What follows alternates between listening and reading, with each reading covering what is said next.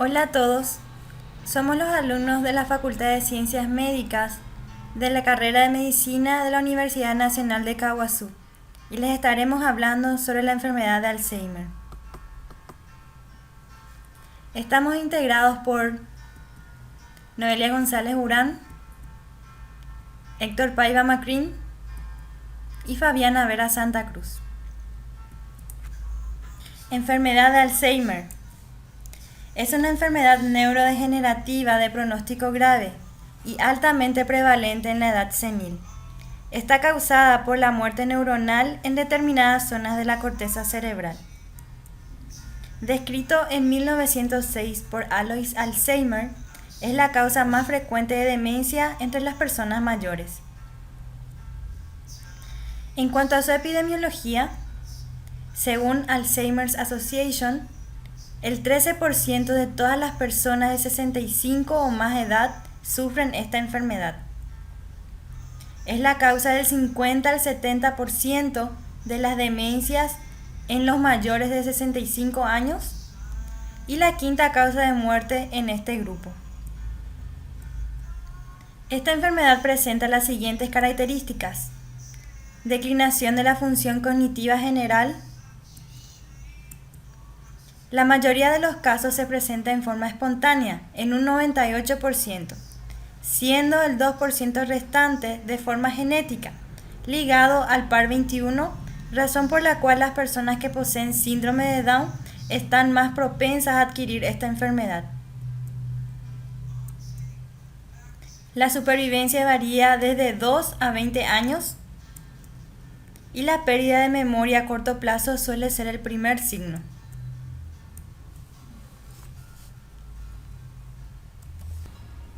Para comprender la etiopatogenia de la enfermedad de Alzheimer, tenemos que conocer ciertos términos. El primero de ellos es el término amiloide, que se refiere al depósito extracelular de proteínas o fragmentos de proteínas debido al incremento de su producción o, contrariamente, a la disminución de su eliminación o a la acumulación de formas mutadas de dicha proteína.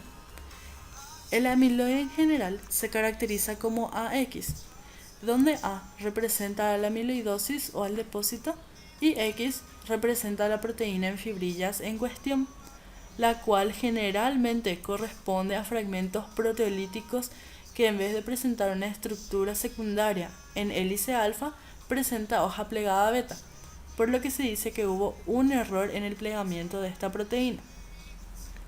El amiloide involucrado en la enfermedad de Alzheimer es el amiloide beta, el cual deriva de una proteína o una molécula mayor denominada proteína precursora amiloide, cuyo gen se encuentra en el cromosoma 21, por lo que ocurre lo que dijimos con anterioridad, que las personas que poseen trisomía de este par pueden presentar enfermedad de Alzheimer a una edad más temprana con respecto a otras personas.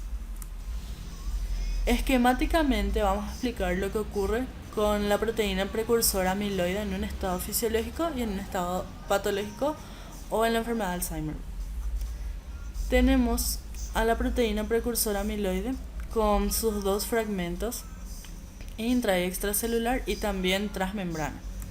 Lo rojo representa la membrana plasmática, como vemos aquí.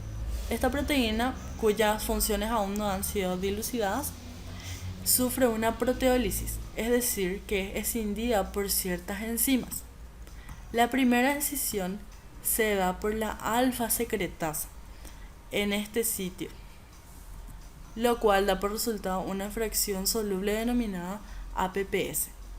Luego, otra secretasa, la gamma secretasa, vuelve a escindir a esta proteína o lo que quedó de ella en otro sitio, dando otro fragmento soluble denominado P3. Estos dos fragmentos son no tóxicos, es lo que se da normalmente.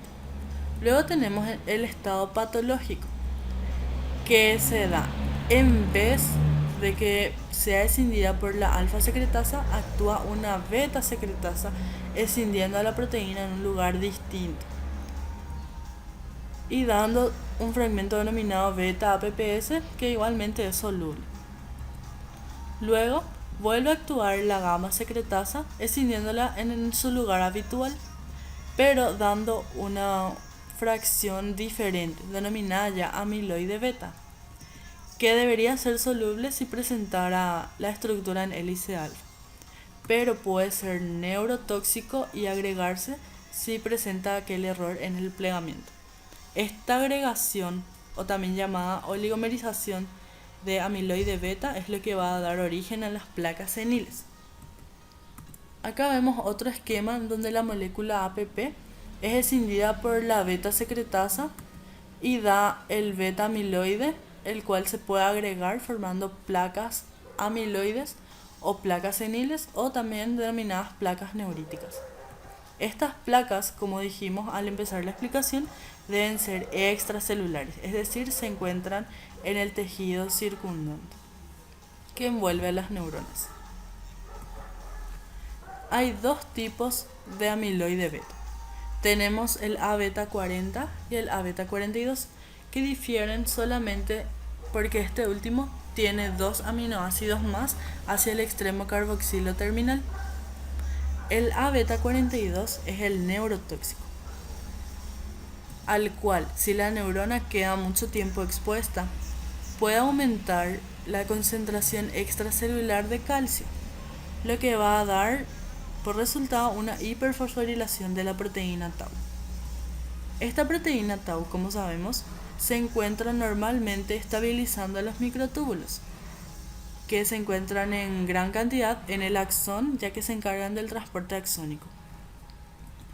En un estado fisiológico, un estado normal, esta proteína tau, como ya dijimos, estabiliza los microtúbulos y es fosforilada por una quinasa, que depende a su vez de un sistema calcio-calmodulina para su regulación.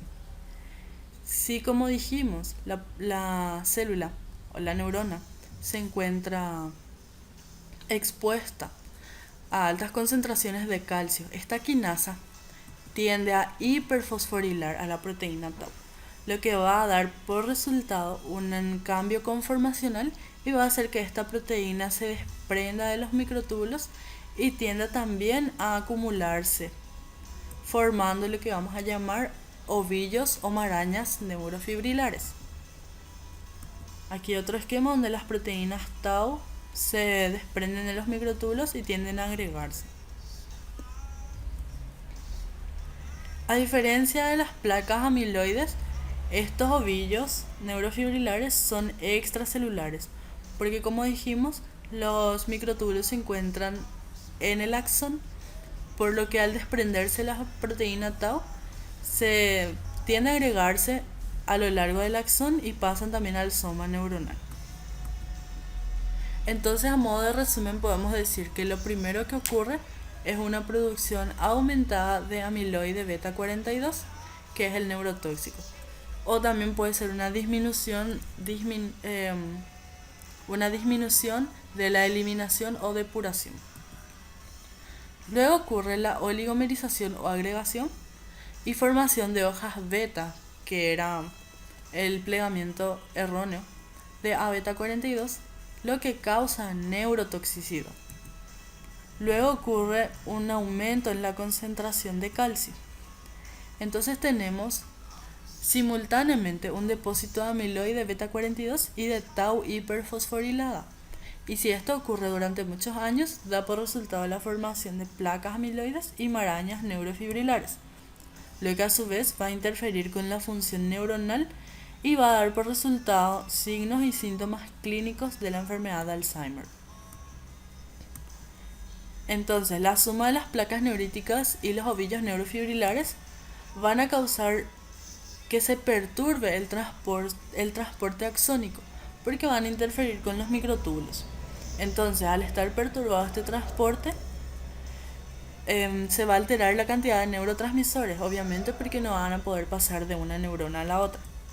Esto a su vez va a reducir el número de sinapsis, por lo que también disminuye el número de neuronas. Todo esto ocasiona la apoptosis, que se cree que es la causa principal de la enfermedad de Alzheimer. En este esquema podemos ver que en un cerebro sano se tiene la corteza el hipocampo y los ventrículos de cierta manera. Pero en la enfermedad de Alzheimer, cuando se desintegran los microtúbulos, se va a agregar la proteína tau y al mismo tiempo tenemos placas amiloides. En un estadio avanzado de la enfermedad vamos a tener disminución de la corteza cerebral, ventrículos aumentados severamente y severo encogimiento del hipocampo. Todo esto por la disminución del número de neuronas o por la atrofia de estas neuronas.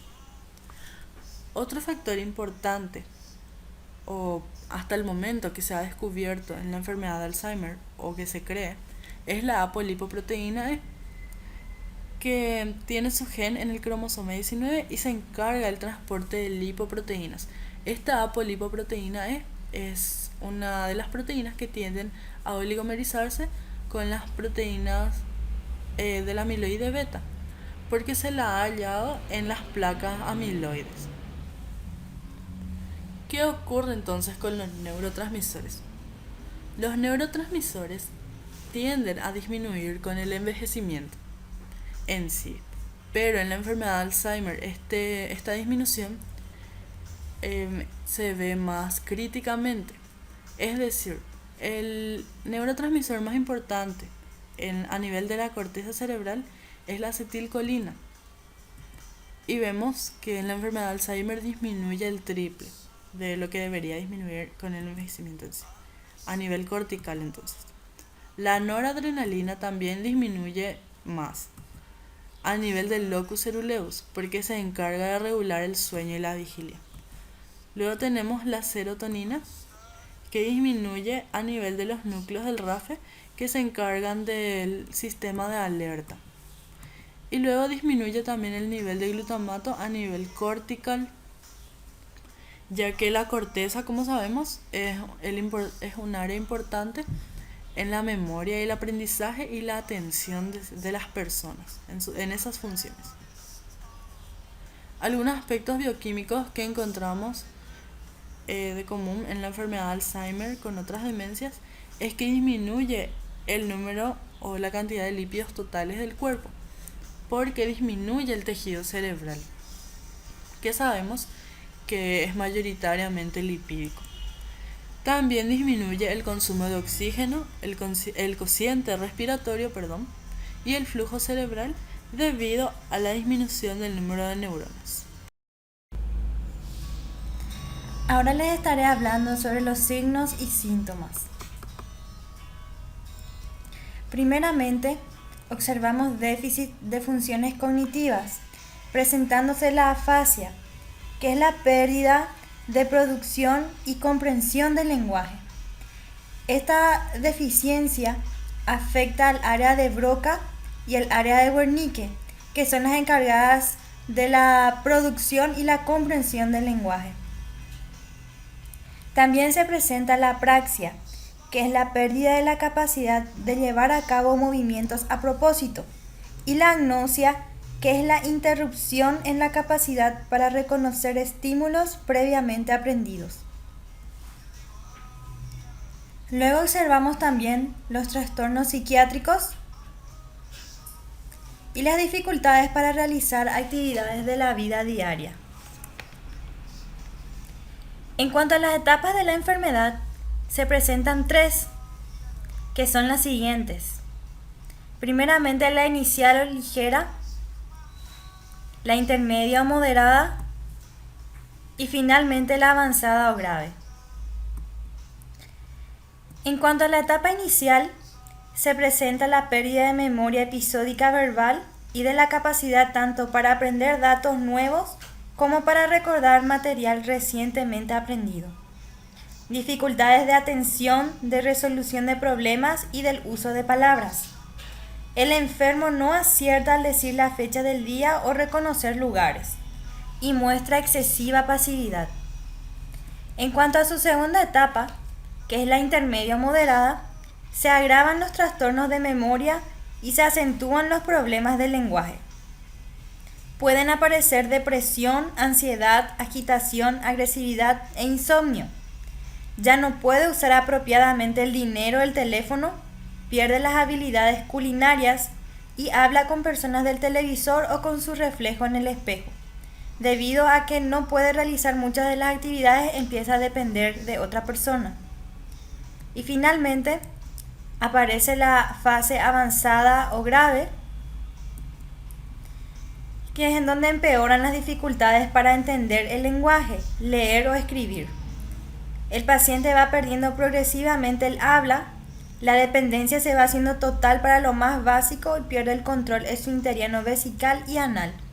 En esta imagen, por ejemplo, podemos ver una comparación entre un cerebro sano y un cerebro en la etapa avanzada de Alzheimer.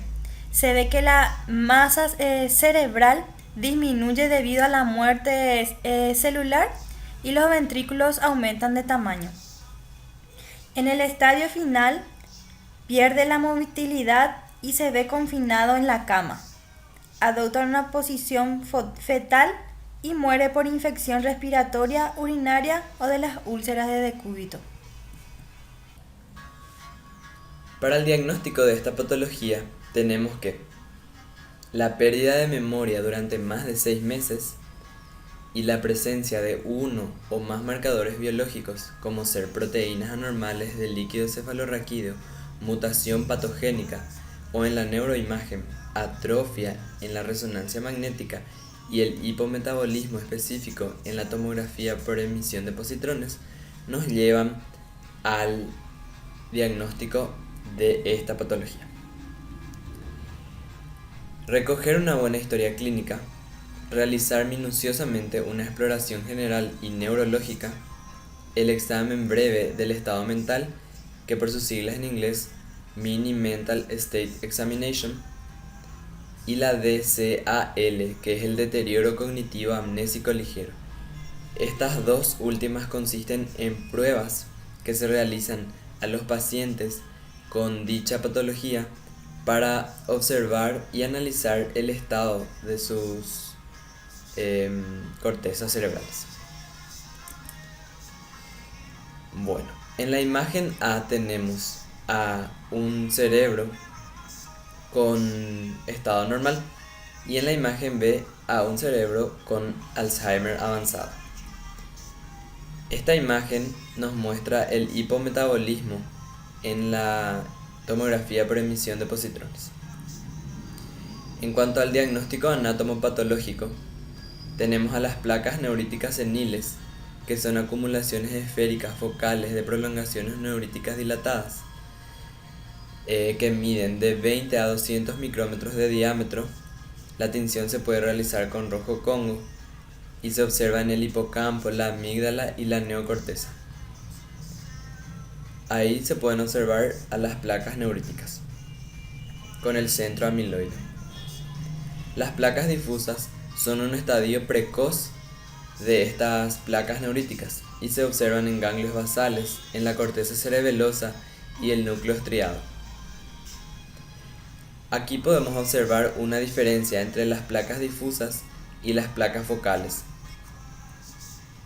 Los ovillos neurofibrilares son haces de filamentos en el citoplasma de las neuronas que desplazan o rodean al núcleo, que contienen formas anormales hiperfosforiladas de la proteína tau.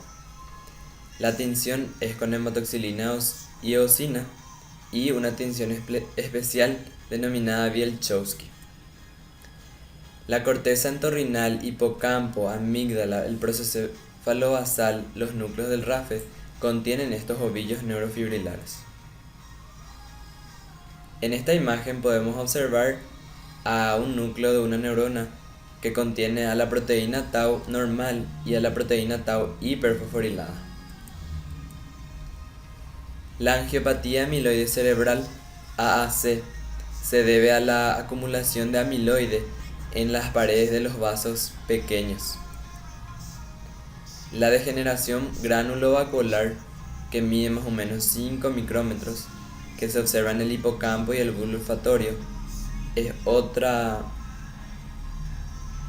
diagnóstico anatomopatológico que es intracelular. Y los cuerpos de Girano, que son eosinófilos vítreos alargados, que se observan en el hipocampo. El tratamiento. No hay tratamiento específico ni terapia eficaz para dicha patología. Sin embargo, el donepezilo, que es un inhibidor de la actividad de la colinesterasa y se utiliza en la fase leve y moderada, y la memantina, que es antagonista de los receptores de N-metil D aspartato. La prevención y profilaxis. Los inhibidores beta y gamma secretasas, las mini moléculas de RNA, la inmunoterapia pasiva con anticuerpos monoclonales, los compuestos antiapoptóticos inhibidores de caspasas, las neurotrofinas y los factores estimuladores de insulina, todos estos componentes ayudan a una mejor supervivencia de las neuronas. Para evitar esta patología debemos de, a partir de los 40 a 50 años, tener una dieta rica en ácidos grasos omega 3, una actividad intelectual estimulante y moderada para ejercitar a nuestras neuronas y una actividad física moderada. Controlar cifras de presión arterial, colesterol, vitamina B12, ácido fólico, glucemia. A manera de culturalizarnos, tenemos que el 21 de septiembre es el día de la lucha contra la enfermedad de Alzheimer.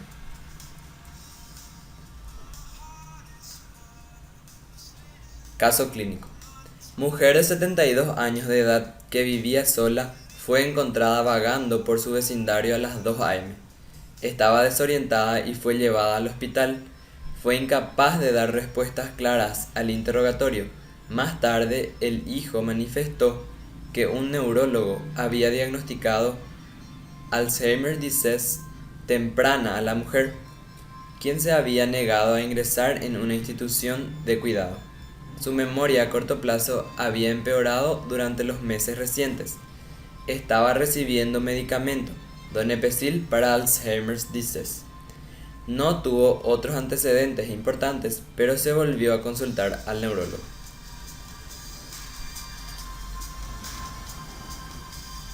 Por su atención, muchas gracias.